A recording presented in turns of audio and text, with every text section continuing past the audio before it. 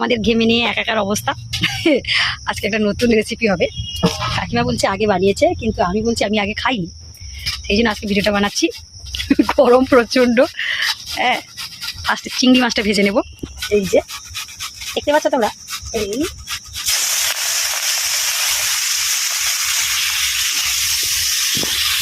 চিংড়ি মাছটা ভাজি, তারপরে কি হবে দেখাচ্ছি।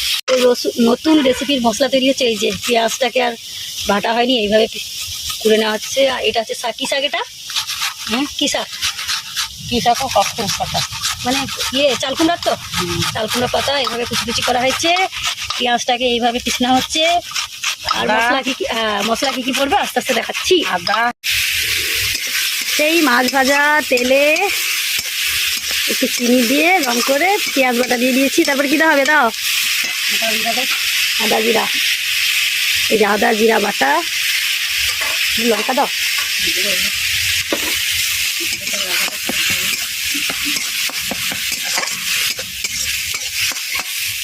একটু লঙ্কা গুঁড়ো দিয়ে দিচ্ছি। এটা একটু ভাজা ভাজা হবে। হ্যাঁ, একটু লঙ্কা গুঁড়ো দিয়েছি, এটা একটু ভাজা ভাজা হবে। তারপর কি হলুদ গুঁড়ো? এই হলুদ, হলুদ গুঁড়ো, আর একটু লঙ্কা গুঁড়ো দিলাম।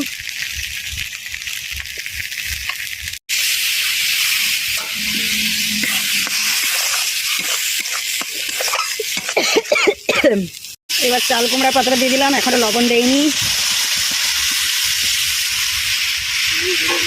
হ্যাঁ,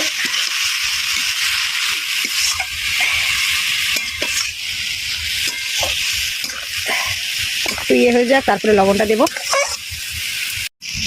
চিংড়ি মাছটা দিয়ে দিলাম। হ্যাঁ, না নুনটা দেওয়া হয়েছে একটুখানি, আর একটু দেখে লাস্টে দেওয়া থাকবে। সেদ্ধ হওয়ার জন্য একটু জল দিতে হবে। এই নাড়তে দেবো, দাঁড়া। এটা আমি ফার্স্ট টাইম করছি তো, এই জন্য কাকিমাকে জিজ্ঞাসা করে করতে হচ্ছে। আবার খারাপ হয়ে গেলে কাকু বলবে। একটু জল দিব।